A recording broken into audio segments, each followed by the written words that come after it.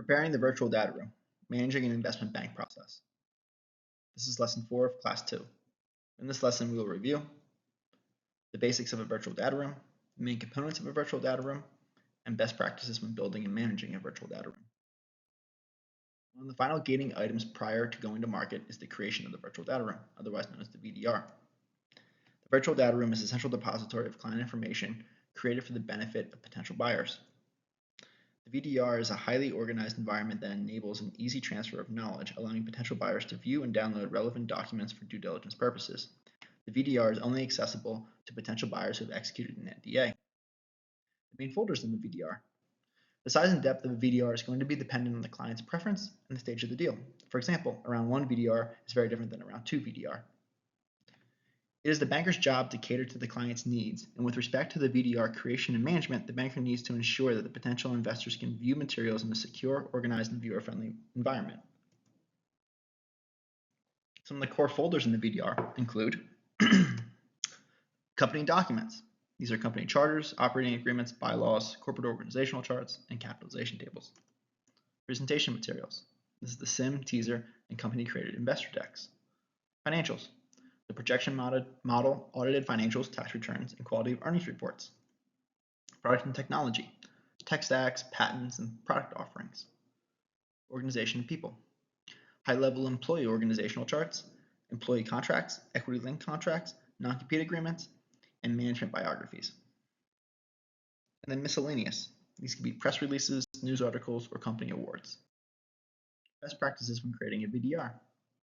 The Warren Fox Group believes the junior bankers should keep in mind 3 traits when curating a VDR: organization, viewer friendliness, and security. Organization. Practitioners will begin the process of curating a VDR by internally creating a shadow data room that will reflect the content and folder structure of the VDR. The structure of the shadow data room will directly translate to the organization of the real VDR. The data room holds a vast amount of information and needs to be organized in a self-explanatory manner. Investors need to be able to easily maneuver within the VDR without having to ask the banker or the client for help. Viewer friendliness. Junior bankers will be tasked with beautifying all documents, which means that bankers will ensure that the format of each document is viewer friendly and consistent. Depending on the client, the original formatting of due diligence information could be very poor or simply non-existent. The junior banker is to read, analyze, and ensure that the materials are prepared for investor consumption. There should be no unformatted or inconsistent documents in the VDR, and all documents should be titled appropriately and uniformly. The beautification process. With respect to Excel documents, the VDR should provide value-only files with consistent font type, font size, and titles. Each worksheet should be saved in cell A1 and zoomed in at a consistent level throughout the pages of the workbook. The Excel documents should be organized and summarized so that key analyses and calculations are brought to the front of the viewer's attention. Remember, junior bankers need to ensure that all materials in the VDR are redacted and not showing any sensitive information such as employee names, supplier names, or customer names. The client might not even want documents that discuss employees, suppliers, or customers in the round 1 VDR. Security. First and foremost, buyers not under NDA should be denied access to the VDR. Also, only designated individuals from investing entities should be invited.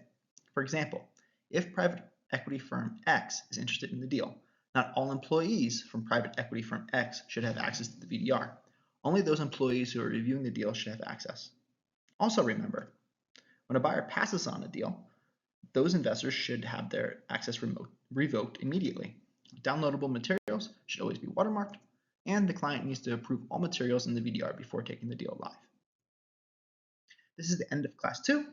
We look forward to seeing you at our next class, which will cover going to market.